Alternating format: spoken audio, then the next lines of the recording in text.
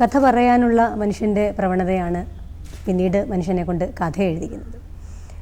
India ആകട്ടെ കഥ പറച്ചിലും കഥ എഴുത്തിലും വളരെ ഉയർന്ന ഒരു നിലവാരം പുലർത്തുന്ന ദേശവുമാണ്. ലോകത്തെ എല്ലാ മനുഷ്യർക്കും ഉള്ള കഥ പറച്ചിൽ പോലെ തന്നെയാണ് നമ്മുടെ കഥ പറച്ചിലിൻ്റെയൊക്കെ രീതി. ആ ഇന്ത്യൻ കഥയിൽ തന്നെ കഥ എഴുത്തിൻ്റെ ചെറുകഥ എന്ന സാഹിത്യ രൂപത്തിൻ്റെ വളരെ ഗൗരവമായൊരു മുഖം മലയാളിക്കുണ്ട്. 125 വർഷം പഴക്കമുള്ള ഒരു കഥ വഴിയിൽ ഒരു പിടി ലോകോത്തര കഥകൾ അവകാശപ്പെടാവുന്ന ഭാഷയും സാഹിത്യവുമാണ് മലയാളത്തിൻ്റേത്. ആ കഥാവഴിയിൽ തന്നെ ഒരുപിടി നല്ല കഥാകാരികൾ നമുക്കുണ്ട്. പേരറിയാത്ത, ഒരുപക്ഷെ ചരിത്രത്തിലെങ്ങും പേര് രേഖപ്പെടുത്തപ്പെടാതെ പോയ ഒരുപാട് കഥ പറച്ചിൽക്കാരികളിൽ നിന്ന് പിന്നീട് പേരറിയാവുന്നവരും മുഖമുള്ളവരും ഒക്കെയായ കഥാകാരികൾ 80കളിൽ ലീലാവതി ടീച്ചർ വളരെ സൂക്ഷ്മമായ ഒരു പഠനത്തിൽ ടീച്ചർ സൂചിപ്പിച്ചതുപോലെ 80കളിൽ ഒരുപടി കഥാകാരികളെ നമ്മുടെ മുമ്പിലേക്ക് എത്തിയിട്ടുണ്ട്. 90കളാകട്ടെ നമ്മുടെ കഥയിൽ എണ്ണം കൊണ്ടും അതിൻ്റെ ഗരിമ കൊണ്ടും കുറേയധികം നല്ല കഥാകാരികൾ നമ്മുടെ മുമ്പിൽ എത്തുന്നു. ആ കഥ എഴുത്തുകാരികളിൽ വളരെ ശ്രദ്ധേയയായ ഒരാളെയാണ് ഇന്നത്തെ സമീക്ഷ പരിചയപ്പെടുത്തുന്നത്. ഇന്നത്തെ സമീക്ഷയിൽ വളരെ വ്യത്യസ്തയായ ഒരു എഴുത്തുകാരി ലതാലക്ഷ്മി എന്ന എഴുത്തുകാരി നമ്മുടെ മുമ്പിലേക്ക് എത്തുന്നു.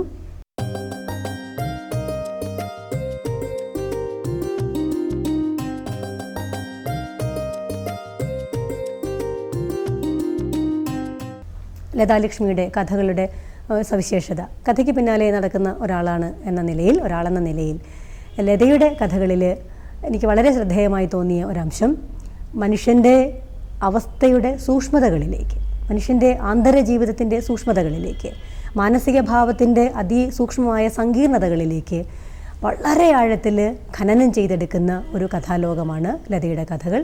അവിടെ സറ്റയറുണ്ട്, സ്നേഹത്തിൻ്റെ വിഹ്വലതയുണ്ട്, വൈകാരിക ഭാവങ്ങളുടെ സൂക്ഷ്മ സാന്ദ്രമായ ഒരു വലിയ പ്രപഞ്ചം തന്നെ ഉണ്ടാകുന്നുണ്ട്. അത് അവതാരികയിൽ, സിലിക്ക എന്ന സമാഹാരത്തിന് അവതാരികയിൽ സേതു, നമ്മുടെ പ്രിയപ്പെട്ട കഥാകാരൻ സേതു സൂചിപ്പിക്കുന്നത് പോലെ വളരെ വ്യത്യസ്തമായ ഒരു കഥാലോകം. സച്ചാനന്ദ മാഷും സക്കറിയുമൊക്കെ അതാത് സന്ദർഭങ്ങളിൽ സൂചിപ്പിച്ചിട്ടുള്ളതുപോലെ വളരെ ദാർശനികമായൊരു മുഖം. ഒരുപക്ഷെ പെണ്ണെഴുത്തിൻ്റെ ശാഠ്യങ്ങളില്ലാതെ, ഒരുതരം എഴുത്തിൻ്റെയും രീതിയെന്ന് സ്വയം അവകാശപ്പെടാതെ, എന്നാൽ എഴുത്ത് വഴിയിൽ നമ്മുടെ എഴുത്തുകാരികളിൽ തന്നെ വളരെ വ്യത്യസ്തമായൊരു മുഖമാണ് ലതയുടേത്. നമുക്ക് ലതാലക്ഷ്മിയുടെ കഥാലോകത്തെ, കവിതകളുടെ ലോകത്തെ ഒക്കെ പരിചയപ്പെടാം.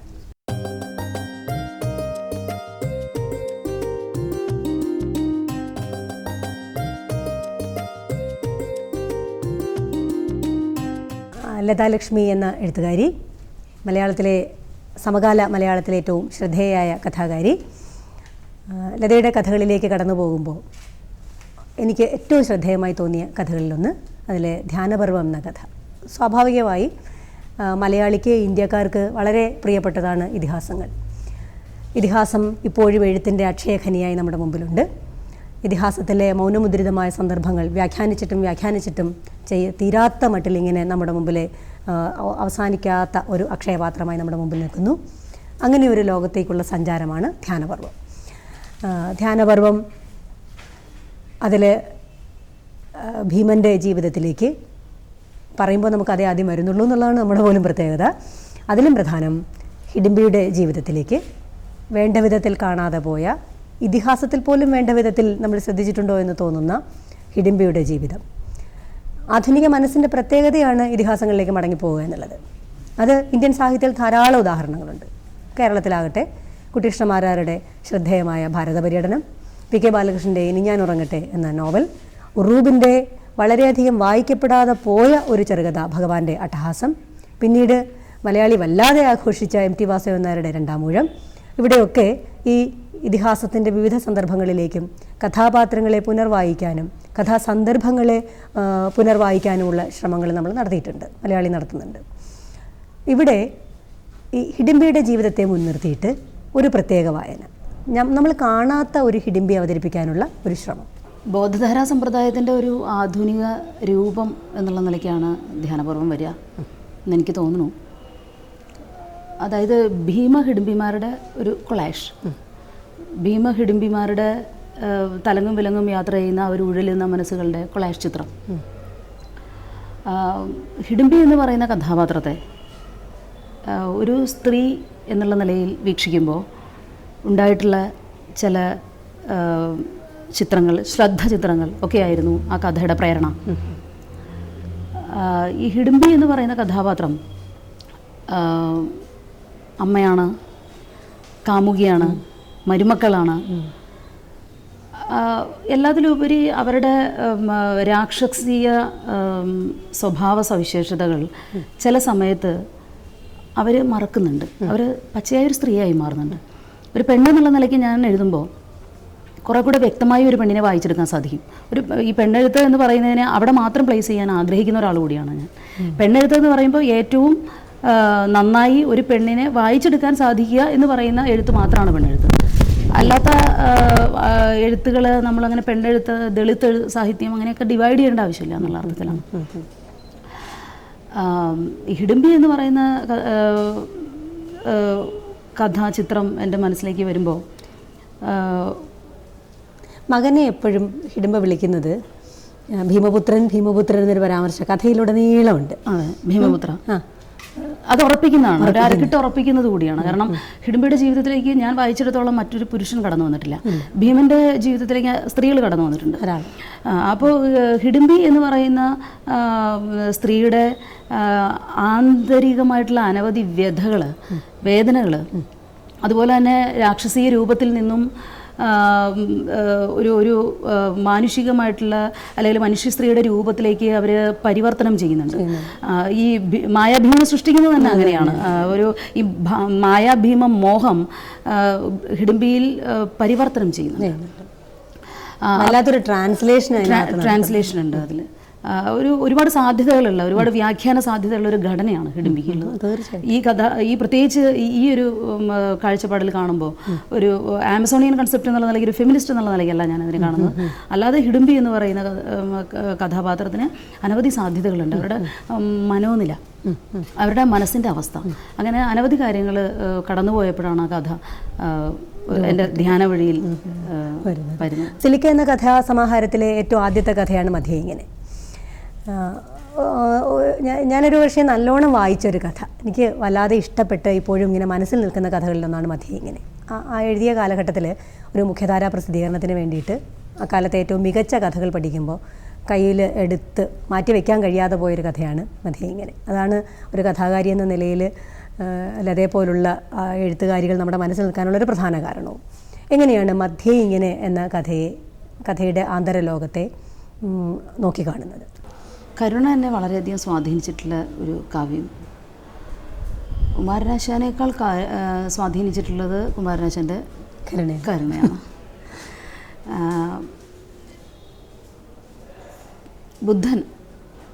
ബുദ്ധൻ്റെ സ്വാധീനം, ബുദ്ധൻ്റെ ദർശനങ്ങൾ, ബുദ്ധ സിദ്ധാന്തങ്ങൾ അല്ലെങ്കിൽ ബുദ്ധമതം ഇതൊന്നുമല്ല. ബുദ്ധൻ്റെ വളരെ ഡിഫൈൻ ചെയ്യാൻ പറ്റാത്തൊരു മിസ്റ്ററി ഉണ്ട്. പാതിയടഞ്ഞ കണ്ണുകൾ, പിന്നെ ഒരു ധ്യാനാവസ്ഥ, ഒരു മെഡിറ്റേഷൻ നമുക്ക് തരുന്ന ഒരു വലിയ സാന്ത്വനമുണ്ട്. മറ്റൊരു ലോകത്തേക്ക് നമ്മളെ കൊണ്ടുപോകുന്ന ഒരു 5 മിനിറ്റ് നമ്മളിങ്ങനെ ബുദ്ധനെ നോക്കിയിരിക്കുമ്പോൾ മറ്റൊരു ലോകത്തേക്ക് നമ്മളെ കൊണ്ടുപോകുന്ന ഒരു അവിസ്മരണീയമായ, അവാച്യമായ ഒരു അനുഭൂതി പകർന്നു തരുന്ന ഒരവസ്ഥയുണ്ട് ബുദ്ധന്. എനിക്ക് തോന്നുന്നു സാധാരണ സ്ത്രീകളല്ല, ഒരു ശരാശരി സ്ത്രീക്ക് അപ്പുറത്തേക്ക് സ്ത്രീകൾക്ക് ഒരു പച്ചപ്പാണ് ബുദ്ധൻ, ടാഗോർ, വിവേകാനന്ദൻ. അപ്പോൾ പ്രണയത്തിനെ മാത്രമല്ല, എന്തും കൊണ്ടെത്തിക്കുന്നത് ഈ ആത്മീയതയുടെ ഒരവസ്ഥയിൽ കൊണ്ടെത്തിക്കുമ്പോൾ അതങ്ങനെ വളരെ സേഫായിട്ട് ലാൻഡ് ചെയ്യുമ്പോൾ ഞാൻ കണ്ടെത്തുന്നൊരു മികച്ച സങ്കേതമാണത്. എല്ലാ കഥകൾക്കും അത് ബാധകമല്ല. പക്ഷേ ഈ ഇത്തരം കഥകൾ നമ്മളെടുത്ത് ചെയ്യുമ്പോൾ ഇതൊന്നും നമ്മൾ നിർമ്മിക്കുന്നതല്ല, ഫാബ്രിക്കേറ്റ് ചെയ്യുന്നതല്ല, കൺസ്ട്രക്റ്റ് ചെയ്യുന്ന കഥകളല്ല എന്നുള്ള അർത്ഥത്തിലാണ്. ഒരു ഉൾവിളി ശബ്ദം കേട്ടുണരുന്ന മാന്ത്രികനെ പോലെ അല്ലെങ്കിൽ മാന്ത്രികയെ പോലെ നമ്മൾ എഴുതുമ്പോൾ നമ്മൾ പോലും അറിയാതെ വന്ന് തട്ടി വിളിക്കുന്ന ചില ശബ്ദമാണ് ബുദ്ധൻ്റെ ഈ മിസ്റ്ററി. രതിസാഫല്യത്തിൻ്റെ മകുടത്തിൽ ആത്മീയ നിർവ്വാണത്തിലേക്ക് ലയിക്കുന്ന, ആത്മീയ നിർവ്വാണത്തിലേക്ക് എത്തുന്ന 2 മനസ്സുകളുടെ ലയനമാണ് മധ്യേ ഇങ്ങനെ കാണുന്ന നേരത്ത്. എത്ര ഭദ്രമായിട്ടാണ് അതിൽ ലത നമ്മൾ എന്താ പറയുക വിട്ടുപോകാവുന്ന പോർണോ എന്ന് പറയാവുന്ന തരത്തിലൊന്നുമല്ല. വേണമെങ്കിൽ ഈ ശരാശരി മലയാളി എല്ലായ്പ്പോഴും പറഞ്ഞുകൊണ്ടിരിക്കുന്ന അശ്ലീലം എന്നൊക്കെ പറയുമല്ലോ, അങ്ങനെയൊന്നും ആകാതെ ഒട്ടും മാംസളമാകാതെ എത്ര ഭദ്രമായിട്ടാണ് സെക്ഷുവാലിറ്റിയെ അതിൻ്റെ ഉള്ളിൽ ഉള്ളടക്കം ചെയ്തിരിക്കുന്നത്. അതിൻ്റെ ഭാവസൂക്ഷ്മതയുടെ അതിന് വേണ്ടിയിട്ടാണ്, ഭാവസൂക്ഷ്മതയ്ക്ക് വേണ്ടിയിട്ടാണ് ആ കഥാമർമ്മത്തെ ഒട്ടും വാചാലമാക്കാതിരുന്നത്. വളരെ മൂർത്തവും അമൂർത്തവുമായിട്ടുള്ള ഒരു തലം അതിനുണ്ട്. ജീവിതത്തിൻ്റെ ഇരുളും വെളിച്ചവും കലർന്ന ജീവിതാവസ്ഥയുണ്ട്. അതുപോലെ തന്നെ അനശ്വരതയുടെ അനുരാഗമുണ്ട്, നശ്വരതയുടെ ആസക്തിയുണ്ട്. ഇതെല്ലാം പ്രതിഫലിക്കുന്ന ഒരു കഥയാണ് മധ്യേ ഇങ്ങനെ. എഴുതി കഴിയുമ്പോൾ നമുക്ക് ഒരു പരമാനന്ദത്തിലേക്ക് നമ്മളെ കൊണ്ടുപോകുന്ന ഒരവസ്ഥ മധ്യേ ഇങ്ങനെ എഴുതി തീർന്നപ്പോൾ ഉണ്ടായിട്ടുണ്ട്. മോഹിനി എന്ന് പറയുന്ന കഥാപാത്രം അനവധി സാധ്യതകളുള്ള, ചിന്താ സാധ്യതകളുള്ള, വ്യാഖ്യാന പർവ്വത്തിന് ഒരുപാട് ഇടം തരുന്ന ഒരു കഥാപാത്രം കൂടിയാണ്. ഉപഗുപ്തൻ എന്ന് പറയുന്ന ചരിത്ര ഗവേഷകൻ പുനരാഖ്യാനം വരുമ്പോൾ മോഹിനിയേക്കാൾ പ്രാധാന്യം കിട്ടുന്നില്ല, മോഹിനിക്കാണ് പ്രാധാന്യം കിട്ടുന്നത്. ഈ വാസവദത്ത എന്ന് പറയുന്ന കുലവേശ്യ അല്ലെങ്കിൽ അങ്ങനെ ഒരു അഭിസാരിക ഇന്നുമുണ്ട്. ഇഷ്ടപ്പെട്ട പുരുഷനെ കിട്ടാത്ത അഭിസാരികമാരുണ്ട്. ഈ വാസവദത്ത എന്ന് പറയുന്ന കഥാപാത്രത്തിൻ്റെ ചില വേദനകളുണ്ട്. സമയമായില്ല പോലും എന്ന് പറയുന്നതിൽ അവിടെ ആ കഥയിൽ പ്രത്യേകിച്ച് പറയാൻ പറ്റുന്നൊരു സംഗതി എന്ന് പറയുന്നത് കാളിദാസൻ്റെ 5-ാം അംഗത്തിലെ 2-ാം ശ്ലോകം, ഭാവസ്ഥിരാണി ജനനാന്തര സൗഹൃദാനി എന്ന് പറയുന്ന അവസാനിക്കുന്ന ഒരു ആ ശ്ലോകത്തിൻ്റെ അവസാനം ഭാവസ്ഥിരാണി ജനനാന്തര സൗഹൃദാനി, ജന്മാന്തര സൗഹാർദ്ദങ്ങളിലെ ഭാവമഹിമ നമ്മളിൽ സ്വാധീനിക്കുന്നു എന്നുള്ളതാണ്. അതായത് സുഖമറിയുന്ന മനുഷ്യൻ പോലും തിരിച്ചറിയപ്പെടുകയാണ്, ആ സമയത്ത് തിരിച്ചറിയപ്പെടുകയാണ്. ഞാൻ നിങ്ങളുമായി ബന്ധപ്പെടുമ്പോൾ, ഞാൻ നിങ്ങളെ സ്നേഹിക്കുമ്പോൾ ഈ അബോധപൂർവമായി ഈ ഭാവമഹിമ എന്നിൽ സ്പന്ദിക്കുന്നുണ്ട്. അങ്ങനെ സ്ഫുടം ചെയ്ത ഒരു ഭാഷയിൽ എഴുതാൻ നിർബന്ധിതയായിരുന്നു ഞാൻ. ലതയുടെ മുഴുവൻ കഥകളിലൂടെ കടന്നു പോകുമ്പോൾ നമുക്ക് വളരെ ശ്രദ്ധേയമായി തോന്നുന്ന അംശം അതിൻ്റെ ഒരു ഭാഷയാണ്. ലതയുടെ കഥകളിൽ നേരത്തെ നമ്മൾ പറഞ്ഞു ഇതിഹാസങ്ങളിലേക്ക് മടങ്ങിപ്പോകുന്ന കഥകളുണ്ട്. ആ ഇതിഹാസങ്ങളിലേക്ക് മടങ്ങിപ്പോകുമ്പോൾ തന്നെ വർത്തമാന യാഥാർത്ഥ്യത്തെ അതിൻ്റെ എല്ലാ ക്രൂരതയോടും കൂടി ചിത്രീകരിക്കാനുള്ള ശ്രമമുണ്ട്, അതിൻ്റെ സൂക്ഷ്മതകളിലേക്ക് പോകാനുള്ള ശ്രമമുണ്ട്. അത്തരത്തിലൊക്കെ പോകാനുള്ള ശ്രമത്തിനിടയിൽ ഒരിക്കൽ പോലും വാചാലമാകാത്ത ഒരു തലം. ഒരു സന്ദർഭത്തിലും കഥയിൽ വാചാലതയുടെ ഒരു അംശവും കാണുന്നില്ല. എന്നാൽ വാചാലമായി പോയേക്കാവുന്ന മുഹൂർത്തങ്ങളെപ്പോലും അതിൻ്റെ പിരിമുറുക്കം നഷ്ടപ്പെടാത്ത വിധത്തിൽ ഒതുക്കി പറയാൻ. പൊതുവിൽ സ്ത്രീ എഴുത്തിനെക്കുറിച്ചുള്ള വലിയ പരാമർശം അത് എല്ലായ്പ്പോഴും പദം പറച്ചിലിൻ്റെ, ആത്മവിമർശനത്തിൻ്റെ, കുറ്റവിചാരണയുടെ, കുംഭസാരത്തിൻ്റെ, ആത്മരതിയുടെ ഒക്കെ ഒരു വലിയ ലോകമായി മാറുന്നു എന്നുള്ളത് പൊതുവിൽ സ്ത്രീ എഴുത്തിനെക്കുറിച്ചുള്ള പരിമിതിയോ സാധ്യതയോ ആണ്. അങ്ങനെ ഒരു പരിമിതിയിലേക്കും ഒരുപക്ഷെ ആ സാധ്യതയെ ഉപയോഗപ്പെടുത്താനുള്ള ശ്രമമില്ല. എന്നാൽ പാരമ്പര്യത്തിൻ്റെ അംശം എന്നോണം പരത്തി പറയാനുള്ളൊരു പ്രവണത കിട്ടേണ്ട ഒരാൾ കൂടിയാണ് ലത. എങ്ങനെയാണ് അതിവിദഗ്ധമായിട്ട് കഥയുടെ സങ്കേതത്തെ മൊഴിമുത്തുകളായിട്ട്, കുറുമൊഴികളായിട്ട് പരിവർത്തിപ്പിക്കുന്നത്? ഞാൻ പോലും അറിയാതെ കൈവന്നിട്ടുള്ള ഒരു കൈയടക്കമാണത്. കാരണം വെച്ചാൽ എൻ്റെ ഒരു പൈതൃകം തന്നെ ഈ കഥയുടെ ലോകത്തുള്ള ഒരു ജീവിതം, ബാല്യം, കൗമാരം, യൗവനം, അങ്ങനെയൊക്കെ കഥാപ്രസംഗം എന്ന് പറയുന്ന ഈ കലാസങ്കേതം തന്നെ വാചാലതയുള്ളതാണ്. അപ്പോൾ അത് കേട്ട് വളരുമ്പോൾ അതിൻ്റെ ഇടയ്ക്ക് എവിടെയെങ്കിലുമൊക്കെ അതിൻ്റെ ഒരു ബുദ്ധിമുട്ട് ഞാനും അനുഭവിച്ചിട്ടുണ്ട്. ഒരു ശ്രോതാവ് എന്നുള്ള നിലയ്ക്ക് എനിക്കും തോന്നിയിട്ടുണ്ട്. അപ്പോൾ നമ്മൾ പോലും അറിയാതെ കൈവരുന്ന ഒരു സിദ്ധിയാണ് ഈ കൈയടക്കം എന്ന് പറയുന്നത്. അപ്പോൾ എത്രത്തോളം വാചാലത വരുന്നോ അത്രത്തോളം അതിൻ്റെ ബ്യൂട്ടി നഷ്ടപ്പെടും. കാരണം വെച്ച് കഴിഞ്ഞാൽ വാചാലമായിട്ട് എഴുതാൻ നമുക്കൊരു വലിയ മേഖലയുണ്ട്, നോവൽ സാഹിത്യം, നീണ്ടകഥാ സാഹിത്യം. ചെറുകഥ എന്ന് പറയുമ്പോൾ അത് ചെറുത് തന്നെ ആയിരിക്കണം എന്നുള്ള നിർബന്ധ ബുദ്ധിയുള്ളത് കൊണ്ടിട്ട് കൂടിയാണ് അത്. കുറുക്കി എഴുതുമ്പോൾ അതിന് അസാമാന്യമായ ഒരു മനോഹാരിതയുണ്ട്.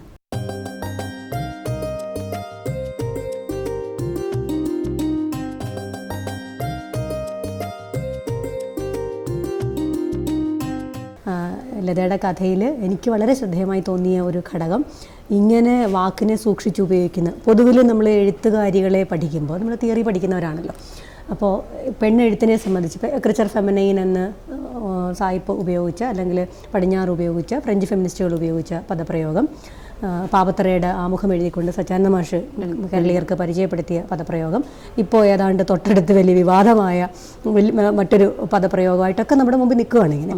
അപ്പോൾ അവിടെ എങ്ങനെയാണ് നമ്മൾ പെൺമയെ അഭിമുഖീകരിക്കുന്നതെന്ന് ചോദിക്കുമ്പോൾ ഒരുപക്ഷെ ഒരു സോഷ്യലിസ്റ്റ് ഫെമിനിസ്റ്റ് ഒക്കെ ആയിട്ടുള്ള ഞങ്ങളെ സംബന്ധിച്ച്, എന്നെയൊക്കെ സംബന്ധിച്ച് ഈ പറഞ്ഞതിൽ നിന്ന് വേറിട്ട വഴിയിലൂടെ സഞ്ചരിക്കുന്നവരാണ് ഞങ്ങളൊക്കെ. പക്ഷേ ഇവിടെയും എങ്ങനെയാണ് പെൺമയെ എങ്ങനെ നിങ്ങൾ രേഖപ്പെടുത്തുന്നു എന്നൊരു ഹിസ്റ്റോറിക്കൽ ക്വസ്റ്റ്യൻ ഉണ്ട് നമുക്ക്. അവിടെയാണ് ഞാൻ വീണ്ടും എനിക്ക് ഈ ധനപർവ്വതത്തിലേക്ക് വരാതിരിക്കാൻ നിർവാഹമില്ല. ഹിഡിംബ എന്ന കഥ, ഹിഡിംബിയെ നമ്മൾ എങ്ങനെ നോക്കിക്കാണുന്നു എന്നുള്ളതാണ്. ഇന്ത്യൻ സാഹചര്യത്തിൽ ഒരു ഹിഡിംബി ചിത്രം ഇങ്ങനെ നിൽക്കുകയാണ്. വേണ്ടത്ര വിധത്തിൽ ആഴത്തിൽ പഠിക്കപ്പെടാതെ പോയ ഒരു വലിയ മനോവ്യാപാരത്തിൻ്റെ വലിയൊരു ലോകം കൊണ്ട് നടക്കുന്ന ഒരു സ്ത്രീക്ക് എത്ര മനോവ്യാപാരം ഉണ്ടെന്നൊരു ചോദ്യമുണ്ട്. അതിൻ്റെ അപ്പുറത്തേക്ക് പോയി മലയാള പ്രതിഭ ധാരാളമായിട്ട് ഇതിഹാസത്തിലേക്ക് മടങ്ങിപ്പോയ ഉദാഹരണങ്ങൾ നമ്മുടെ ഗദ്യാഖ്യാനങ്ങൾ നിരവധിയാണ്. ഒരുപക്ഷെ എനിക്ക് തോന്നുന്നു ഭാരത പര്യടനം മുതലുള്ള ഒരു ചരിത്രം ഇപ്പോൾ നമ്മുടെ മുമ്പിലുണ്ട്. എഴുതപ്പെട്ട രേഖകൾ എന്ന നിലയിൽ ഭാരത പര്യടനം ബ്രിട്ടീഷുമാരുടെ മാസ്റ്റർ പീസ് എന്ന നിലയിൽ ഇനി ഞാൻ ഉറങ്ങട്ടെ, പി കെ ബാലകൃഷ്ണൻ ഇനി ഞാൻ ഉറങ്ങട്ടെ നിൽക്കുന്നു. വി ടി നന്ദകുമാറിൻ്റെ നോവൽ നമ്മുടെ മുമ്പിൽ നിൽക്കുന്നു. ഉറൂബിൻ്റെ ഭഗവാൻ അട്ടഹസിക്കുന്നു. ഒരുപക്ഷെ വളരെയധികം ശ്രദ്ധയോടെ നമ്മൾ വായിക്കാതെ പോയ കഥകളിലൊന്ന് ഭഗവാന്റെ അട്ടഹാസം എന്ന ചെറുകഥയാണ്. എം ടി വാസുദേവൻ നായരുടെ വിഖ്യാതമായ രണ്ടാം ഊഴം എന്ന നോവൽ നമ്മുടെ മുമ്പിൽ നിൽക്കുന്നു. ഇവിടെയൊക്കെ ഇങ്ങനെയൊരു ഇതിഹാസത്തിൻ്റെ മൗനമുദ്രിതമായ സന്ദർഭങ്ങളെ വീണ്ടും വ്യാഖ്യാനിച്ചും ഒക്കെയുള്ള നിരവധി സാധ്യതകൾ കാണുന്നു. പക്ഷേ ഈ കഥയിൽ നേരത്തെ എല്ലാവരും സൂചിപ്പിച്ചതുപോലെ ഒരു മായാഭീമൻ, മായാസീതമാരെ നിർമ്മിക്കാൻ നമുക്ക് നല്ല താല്പര്യമുണ്ട്. പക്ഷേ നമ്മളിവിടെ ഒരു മായാഭീമൻ്റെ നിർമ്മിതി ഒരു വളരെ സാധ്യതയുള്ള അർത്ഥസാന്ദ്രമായ ഒരു ഗരിമയുള്ളൊരു പ്രയോഗമായിട്ടാണ് ഈ മായാഭീമൻ. എന്തുകൊണ്ടാണ് അങ്ങനെ ഈ യഥാർത്ഥമായ ഭീമൻ അപ്പുറത്തേക്ക് മായാഭീമനിലേക്ക് പോകാൻ? മായാഭീമൻ ഏതൊരു സ്ത്രീകളുടെയും സാന്ത്വനമാണ്. എല്ലാ സ്ത്രീകളും ഹിഡിംബി തന്നെയാണ് എന്ന് നമ്മൾ പറയുന്ന ഒരവസ്ഥയുണ്ട് അവിടെ. വളരെ ആഴത്തിൽ ചിന്തിക്കുമ്പോൾ സ്ത്രീകളുടെ മനസ്സിൽ ഒരു മായ ഭീമൻ അല്ലെങ്കിൽ നമ്മളുടെ ഒരു പുരുഷൻ എന്ന് പറയുമ്പോൾ നമ്മൾ എങ്ങനെയാണോ വ്യാഖ്യാനിക്കുക? പുരുഷൻ്റെ പെരുമാറ്റ രീതി, അയാളുടെ വാക്ക്, അയാളുടെ പഠിത്വം, അയാളുടെ പഥ്യശുദ്ധി, അയാളുടെ പെരുമാറ്റം, അങ്ങനെ തുടങ്ങി ഒരു പുരുഷനിലേക്ക് നമ്മളെ ആകർഷിക്കുന്ന ഘടകങ്ങൾ എന്തൊക്കെയാണ്? അയാളുടെ വ്യക്തിത്വം, അയാളുടെ വ്യക്തിപ്രഭാവം. ഹിഡിംബി എന്ന് പറയുന്ന സ്ത്രീയുടെ മനസ്സിൽ അവരാഗ്രഹിച്ച തരത്തിലുള്ള ഒരു ഭർത്താവിനെ അല്ലല്ലോ അവർക്ക് കിട്ടിയിട്ടുള്ളത്. അവർക്ക് ഏതാനും സമയം മാത്രം അനുവദിച്ചു കിട്ടിയിട്ടുള്ള ഒരു ഭാര്യ പദവി, ഭാര്യ തന്നെയാണോ എന്ന് സംശയം തോന്നുന്ന ഒരു പദവി.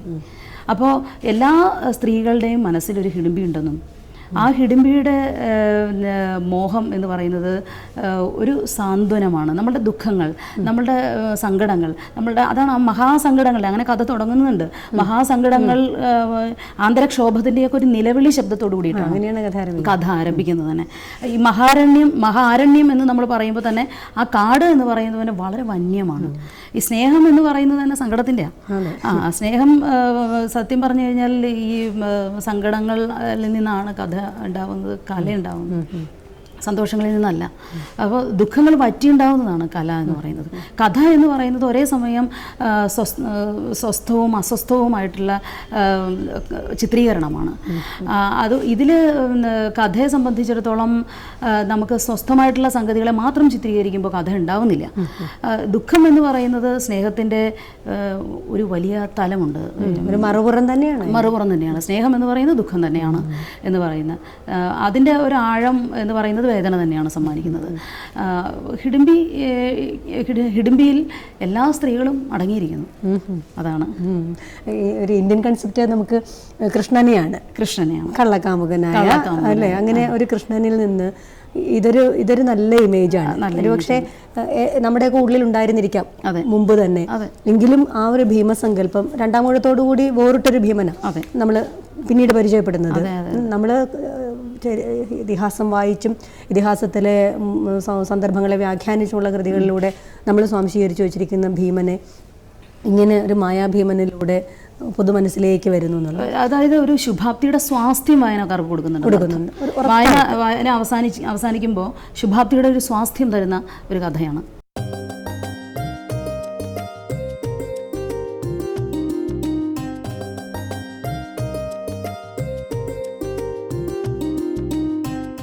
എനിക്ക് വളരെ ഇഷ്ടമായ കഥകളിലൊന്നാണ് ഈ ഡോൾഫിൻ ചിരിക്കുന്നു എന്ന്.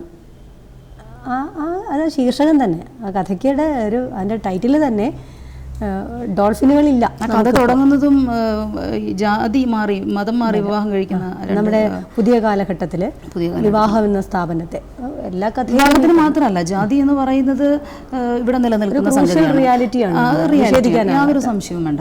കാരണം വെച്ചാൽ ഭക്ഷണത്തിന്റെ കാര്യത്തിൽ പോലും ഉണ്ട്, ആഹാരം പാചകം ചെയ്യുന്ന കാര്യത്തിൽ തന്നെ അതിന്റെ വ്യത്യാസമുണ്ട്.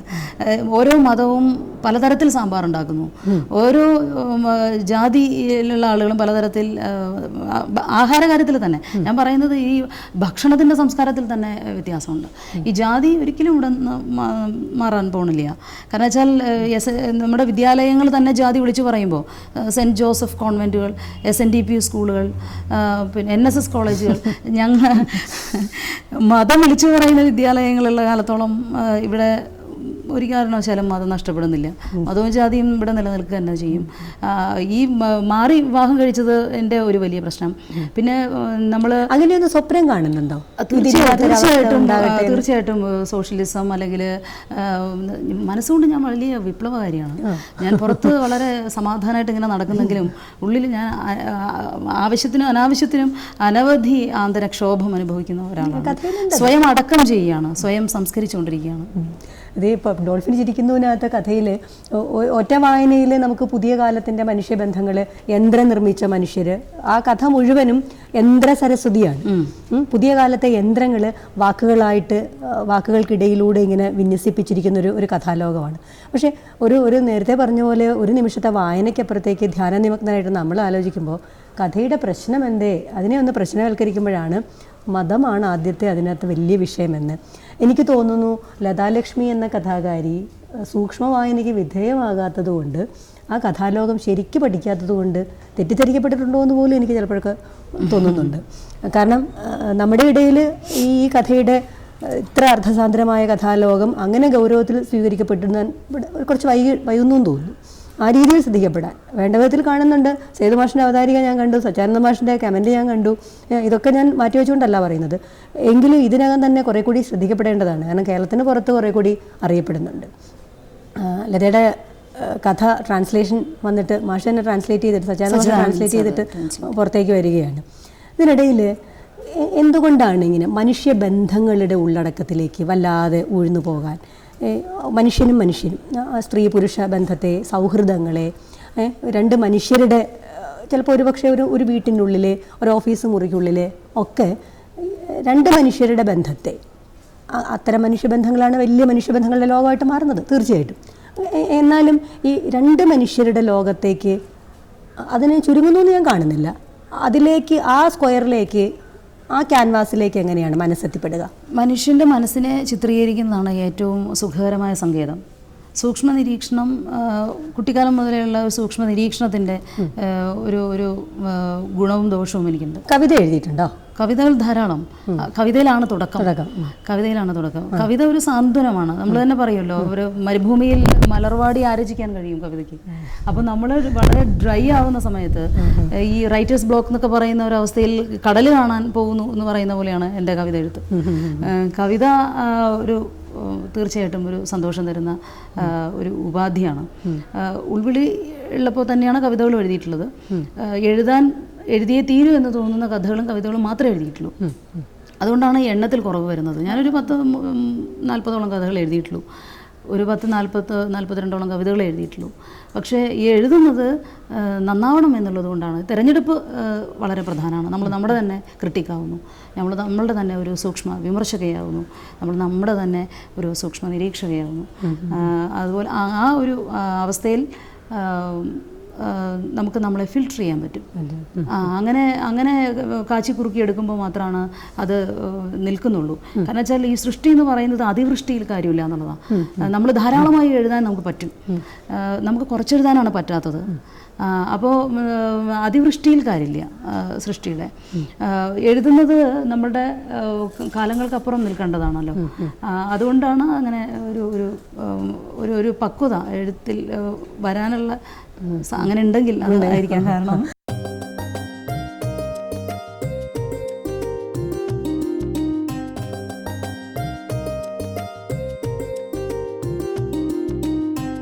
90കളിൽ മലയാള കഥയിൽ പ്രവേശിച്ച, 90കളിൽ തന്നെ മലയാള കവിതയിൽ പ്രവേശിച്ച, ബാലകൃതിയിലൂടെ മലയാളിക്ക് പരിചയപ്പെട്ട, ഇപ്പോൾ ദാർശനിക നിലപാട് കൊണ്ടും എഴുത്തിൻ്റെ ഗരിമ കൊണ്ടും എഴുത്തിൻ്റെ സൂക്ഷ്മത കൊണ്ടും ഇപ്പോൾ നമ്മൾ നല്ലോണം വായിച്ചു കൊണ്ടിരിക്കുന്ന ഒരു കഥാകാരിയാണ് ഇത്ര നേരം സമീക്ഷയിൽ നമ്മളോട് സംസാരിച്ചത്. മനുഷ്യൻ്റെ മനസ്സിൻ്റെ ആഴങ്ങളിലേക്ക് കഥയിൽ സഞ്ചരിക്കുന്ന ഒരു എഴുത്തുകാരി. അങ്ങനെ ഒരാളെ ഈ സമീക്ഷ പരിചയപ്പെട്ടതിൻ്റെ സന്തോഷവും അഭിമാനവും ഒക്കെ നമ്മൾ പങ്കുവയ്ക്കുന്നു. ഭാവിയുടെ കഥയുടെ ലോകത്ത് ഉറച്ച ഒരു ശബ്ദമായി തിരിച്ചറിയാൻ പോകുന്ന ഒരു എഴുത്തുകാരിയെ പരിചയപ്പെടുത്തിയതിൻ്റെ ചാരിതാർത്ഥ്യത്തോടുകൂടി ഇന്നത്തെ സമീക്ഷ അവസാനിക്കുകയാണ്. നന്ദി, നമസ്കാരം. ഏറെ നാളുകൾക്ക് ശേഷം വളരെ അവിസ്മരണീയമായ ഒരു സംഗമം, സമീക്ഷ. സന്തോഷം പങ്കെടുക്കാൻ കഴിഞ്ഞതിൽ. നന്ദി, നമസ്കാരം.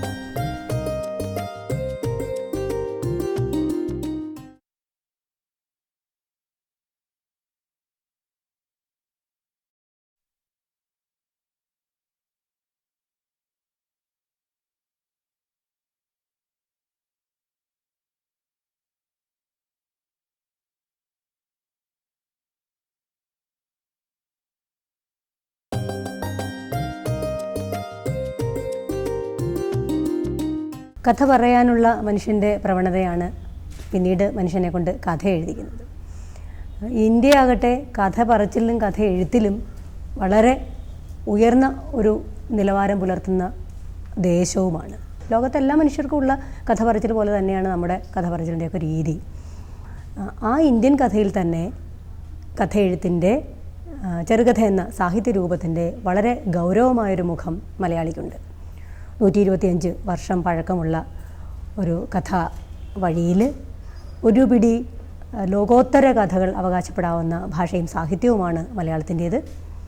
ആ കഥാവഴിയിൽ തന്നെ ഒരു പിടി നല്ല കഥാകാരികൾ നമുക്കുണ്ട്.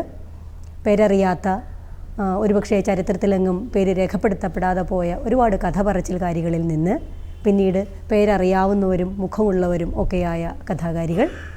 80കളിൽ ലീലാവതി ടീച്ചർ വളരെ സൂക്ഷ്മമായ ഒരു പഠനത്തിൽ ടീച്ചർ സൂചിപ്പിച്ചതുപോലെ 80കളിൽ ഒരുപടി കഥാകാരികളെ നമ്മുടെ മുമ്പിലേക്ക് എത്തിയിട്ടുണ്ട്. 90കളാകട്ടെ നമ്മുടെ കഥയിൽ എണ്ണം കൊണ്ടും അതിൻ്റെ ഗരിമ കൊണ്ടും കുറേയധികം നല്ല കഥാകാരികൾ നമ്മുടെ മുമ്പിൽ എത്തുന്നു. ആ കഥ എഴുത്തുകാരികളിൽ വളരെ ശ്രദ്ധേയയായ ഒരാളെയാണ് ഇന്നത്തെ സമീക്ഷ പരിചയപ്പെടുത്തുന്നത്.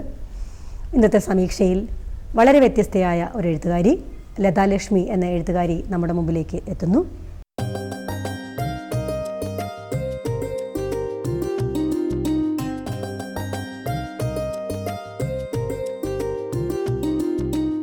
ഈ അടുത്ത കാലത്ത് വന്നൊരു വലിയ പരാമർശം, അത് നമ്മൾ രണ്ട് സ്ത്രീകൾ എഴുത്തിനെ ആരാധിക്കുന്ന, അക്ഷരങ്ങളെ സ്നേഹിക്കുന്ന രണ്ടാൾ വർത്തമാനം പറയുമ്പോൾ വർത്തമാനകാലത്ത് മലയാളത്തിലുണ്ട് എഴുത്തുകാരികളെ സംബന്ധിച്ചുള്ള പരാമർശത്തെ നമുക്ക് തൊടാതെ പോകാൻ കഴിയില്ല. മാധവിക്കുട്ടിയെ ജീവനോടെ ഹൈദരാബാദിലേക്ക് ഓടിച്ചുവെങ്കിലും ഇനിയും അവരുടെ പ്രേതത്തെ പിടികൂടാനാണ് പുതിയ സദാചാര കോവിദന്മാർക്ക് താല്പര്യം. അടുത്ത് തൃശ്ശൂർ അതിരൂപത പ്രസിദ്ധീകരിച്ചൊരു ലേഖനത്തിൽ നമ്മൾ വായിക്കുകയുണ്ടായി. ഞാൻ ആ ലേഖനം വായിക്കുകയുണ്ടായി. മാധവിക്കുട്ടിയുടെ പ്രേതമാണ് ഇപ്പോൾ പെണ്ണെഴുത്തുകാരികളെ ബാധിച്ചിരിക്കുന്നത്. സാറ ടീച്ചറിനെ പരാമർശിച്ചുകൊണ്ടാണത്. സാറ ജോസഫിനെ മാധവിക്കുട്ടിയുടെ പ്രേതം ആവേശിച്ചിരിക്കുന്നു. ഒരു നീണ്ട നിര തന്നെയുണ്ട്, നീണ്ട ലിസ്റ്റ് തന്നെ അതിൻ്റെ കൂടെയുണ്ട്. സാറ ടീച്ചറിനെ മാത്രമല്ല, പെണ്ണെഴുത്തുകാരികളിൽ ഗ്രേസിയെ, വിജയലക്ഷ്മിയും ഒക്കെ. പക്ഷേ ആ ലേഖനത്തിൻ്റെ ഒരു ഭാഗം വല്ലാതെ നമ്മളെ ബാധിക്കുന്നത്, അതിനൊരു മറുപുറമുണ്ട്. കുറച്ച് കൊള്ളാവുന്ന എഴുത്തുകാരികളുമുണ്ട് ആ കൂട്ടത്തിൽ. അത് ലളിതാംബിക അന്തർജനമാണ്, സുഗതകുമാരിയാണ്, ബാലാമണിയമ്മയാണ്. പെണ്ണെഴുത്തിനെ സംബന്ധിച്ച് ഈ മലയാളത്തിൽ ലോകത്തിപ്പം പല ചർച്ചകൾ നടക്കുമ്പോൾ നമ്മൾ പറയും ഫെമിനിസം എന്ന് ഒന്നും ഇല്ലാത്തൊരു മട്ടുണ്ടെന്ന് പറയും. കേരളത്തിലെ പെണ്ണെഴുത്തിനെ സംബന്ധിച്ചും ഒരുപക്ഷെ നമുക്ക് പലതരം പെണ്ണെഴുത്തുകൾ എന്ന് പറയേണ്ടി വരുന്ന ഒരു സാഹചര്യവുമുണ്ട്. എന്നാൽ കൃത്യമായൊരു ദിശാബോധമോ കൃത്യമായ ഒരു പൊളിറ്റിക്കൽ ഐഡൻറ്റിറ്റിയോ നമ്മുടെ പെണ്ണെഴുത്തിന് രൂപപ്പെട്ടോ എന്ന് ചോദിച്ചാൽ അതിൻ്റെ ഒരു ട്രാൻസിഷൻ സ്റ്റേജിലുമാണ് മലയാളത്തിലെ സാഹിത്യം. അവിടെ ചിലതരം ഷാഠ്യങ്ങൾ ചില എഴുത്തുകാരികൾ പ്രകടിപ്പിക്കുമ്പോൾ അത്തരം ഷാഠ്യങ്ങൾ സേതു കൃത്യമായി സൂചിപ്പിച്ചതുപോലെ, കഥയ്ക്ക് അവതാരിക എഴുതിക്കൊണ്ട് സേതുമാഷ് എഴുതുന്നുണ്ടത്, അങ്ങനെ സൂചിപ്പിച്ചതുപോലെ അത്തരം ഒരു ഷാഠ്യത്തിലേക്ക് വരരുത് എന്ന്. ഒരുപക്ഷെ അത് ഞാൻ ഒന്നുകൂടി തുറന്നു പറയട്ടെ, രതിയെ ലൈംഗികതയെ അഡ്രസ്സ് ചെയ്യുമ്പോൾ ലത വളരെ ഭദ്രമായൊരു നിലപാട് സ്വീകരിക്കുന്നുണ്ട്. ലൈംഗികത എന്ന് പറയുന്നത് രണ്ട് ശരീരങ്ങൾ തമ്മിലുള്ള ബന്ധമല്ല, രണ്ട് മനസ്സുകളുടെ ലയനമാണ്.